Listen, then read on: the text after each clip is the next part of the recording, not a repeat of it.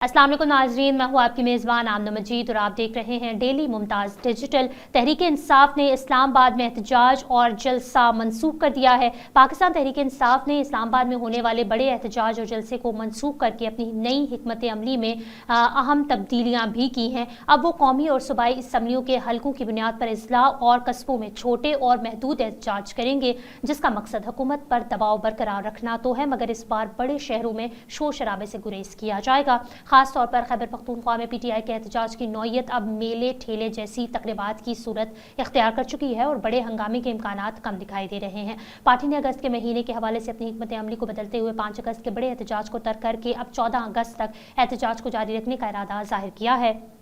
PTI की तहरीक का असल मकसद बानी तहरीक यानी पार्टी के रहनुमा को रिहा करवाना है, जबकि हुकूमती हल्के इस तहरीक को सिर्फ जमहूरियत की बहाली के लिए जानते हैं। इस वक्त कौमी असम्बली से कायदे हिज़्ब इख्तिलाफ सुन्नी इत्तेहाद कौंसिल के चेयरमैन, पार्लिमानी पार्टी की सरबराह समेत कई सरकर्दा रहनुमाओं को पुलिस तलाश कर रही है और इन रहनुमाओं को पार्लियामेंट के करीब आने की इजाज़त भी नहीं दी जा रही। इसके बावजूद तहरीक इंसाफ हंगामे, एहतजाज और मुज़ाहमत के बुलंद बांग नारों के साथ सियासी महाज पर सरगर्म है, मगर आज यानी पीर को होने वाला कौमी असम्बली का 18वां इजलास शायद पहले दिन बगैर किसी हंगामे के शुरू हो जाएगा। कौमी असम्बली के सेक्रेटरी जनरल सैयद ताहिर हुसैन ने इस इजलास के लिए हुकूमत की तरफ से फराहम करदा 32 नुकात पर मुश्तमिल एक मुफस्सिल एजेंडा जारी किया है, जिसमें मुल्की अहम सियासी और इक़्तिसादी मामलात ज़ेरे बहस आएंगे। ये सूरत हाल वाज़ेह करती है कि तहरीक इंसाफ ने अब बड़े जलसों और एहतजाज के बजाय मकामी और महदूद एहतजाज की हिकमत अमली अपनाई है, ताकि पार्टी अपनी सियासत और मजीद देर पा बना सके और बानी तहरीक इंसाफ की रिहाई के मुतालबे पर तवज्जो मरकूज रखे। इसी के साथ साथ पीटीआई की ये हिकमत अमली हुकूमत के दबाव और पाबंदियों के बावजूद सियासी महाज पर सरगर्म रहने की आकाश भी है।